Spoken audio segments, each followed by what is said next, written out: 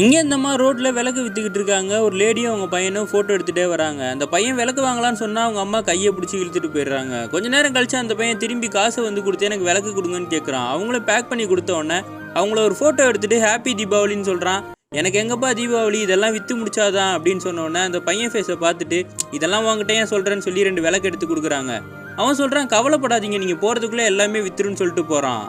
இந்த பையனும் வீட்டுக்கு போனவன் அந்த அம்மாவுக்கு எதாவது பண்ணணும்னு சொல்லிட்டு அவங்க எடுத்த ஃபோட்டோவை பிரிண்ட் எடுத்து நிறைய காப்பி போடுறான். அவங்களுக்கு தெரிஞ்சவங்களுக்குலாம் கொடுக்குறான், செவுத்துலாம் போய் ஒட்டுறான், சைக்கிளில் வச்சு போகிற வரவங்களுக்கும் கொடுத்துக்கிட்டு இருக்கான். இதனால அந்த அம்மாவுக்கு நிறைய சேல்ஸ் ஆகுது. ஒரு டைமில் கடையே காலியாகி அவங்க பெருக்கிக்கிட்டு இருக்காங்க நல்ல லாபத்தோட. அப்போ அந்த பையன் வந்துட்டு அந்த அம்மாவை கூப்பிடுறான். விளக்கெல்லாம் காலி ஆயிடுச்சு, அப்புறமானு ஃபேஸை பார்க்காமலே சொல்கிறாங்க. நான் தான் சொன்னல எல்லாம் வித்துரும் அப்படின்னு தான் இவங்க ஃபேஸை பார்க்குறாங்க. இந்த பையன் சைக்கிள் எடுத்துகிட்டு வேகமாக போகிறான்.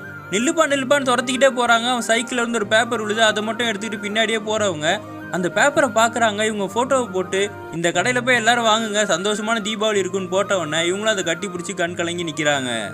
ஒரு சின்ன பேப்பராலையும் நல்ல மனசாலையும் இந்த பையன் ஒருத்தனோட வாழ்க்கையில் பெரிய சந்தோஷத்தையே கொண்டு வந்துட்டான்.